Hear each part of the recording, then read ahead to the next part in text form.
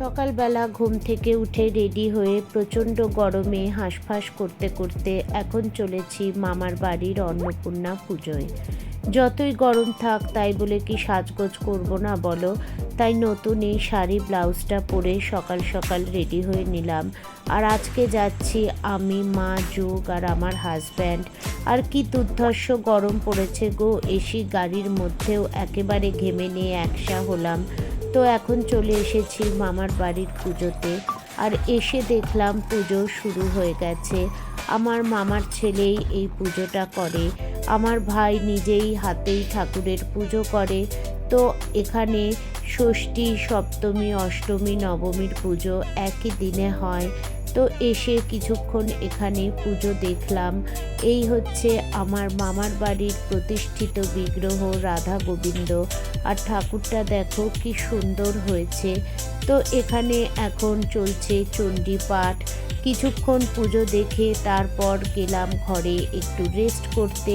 আর ঘরে ততক্ষণ বাচ্চা পার্টি মানে আমার ছেলে, আমার ভাইয়ের মেয়ে ওর বোনের সাথে খেলা শুরু করে দিয়েছে। ওখান থেকে আবার চলে এলাম বাইরে পুজোর জায়গায়, কারণ এখন এখানে অষ্টমীর সন্ধি পুজো হবে। তাই আমরা সবাই মিলে প্রদীপগুলো জ্বালিয়ে ফেললাম। আমি, মা, আমার মামিরা, তারপরে আমার ভাইজি, যুগ, প্রত্যেকেই এক এক করে সমস্ত প্রদীপ জ্বালালাম। এখানে কিছুক্ষণ দাঁড়িয়ে এরপর পুজো দেখলাম। অষ্টমীর সন্ধি পুজোটা কিন্তু খুব সুন্দর হয় আর দেখতেও আমার ভীষণ ভালো লাগে। পুজো দেখে তারপর ঝটপট লাঞ্চটা সেরে নিলাম। আর এখন এখানে সবাই মিলে বসে গল্পগুজব করছি।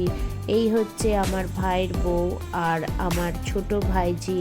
তো এই ঘরের মধ্যে এসি চলছিল, তাই কিছুক্ষণ রেস্ট নিলাম। আমি তো আবার এক ফাঁকে একটু ঘুমিয়েও পড়েছিলাম। এতক্ষণ পর বেশ একটু ঠান্ডা ঠান্ডা পেয়েছি। তো এরপর রেস্ট নিয়ে সোজা সন্ধেবেলা চলে গেলাম পুজোর জায়গায়। এখানে এখন আমার ভাই সন্ধ্যারতি করছে। এই সন্ধ্যারতিটা শেষ হলেই তারপর আমরা চলে যাব বাড়ি।